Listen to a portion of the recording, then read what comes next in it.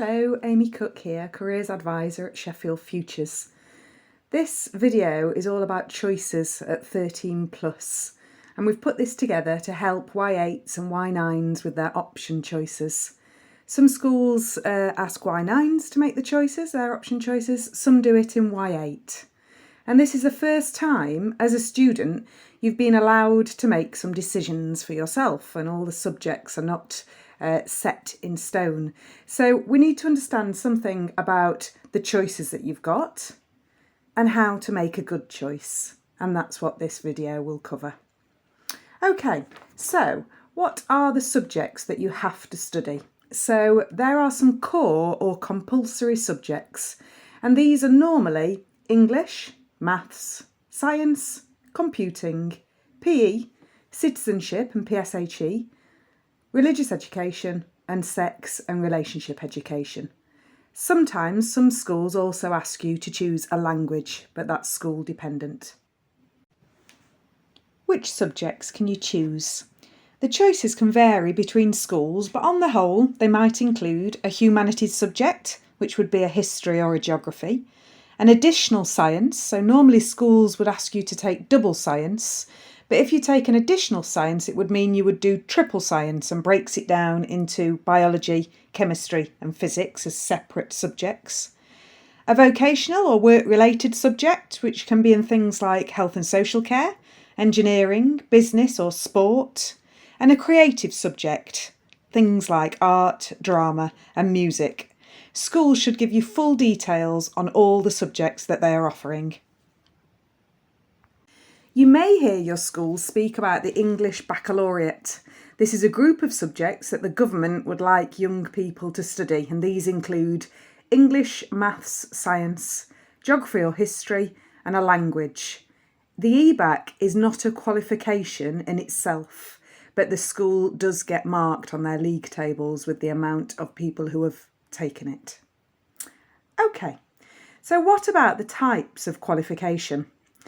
Most of the subjects that you will study are GCSEs, and these are 2 years in length, so you would study them in Y10 and Y11, and they end in a big exam, so there's an exam in the summer of your Y11 year.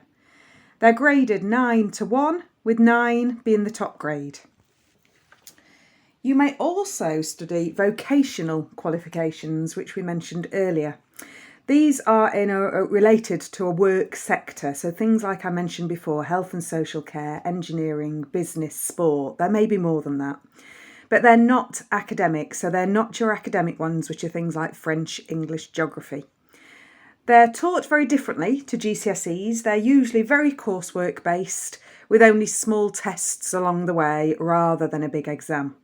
You need to think about whether you're interested in these vocational qualifications, where they might lead, and whether you learn better like that. Okay, so how to make a good choice. So the first thing is to do your research.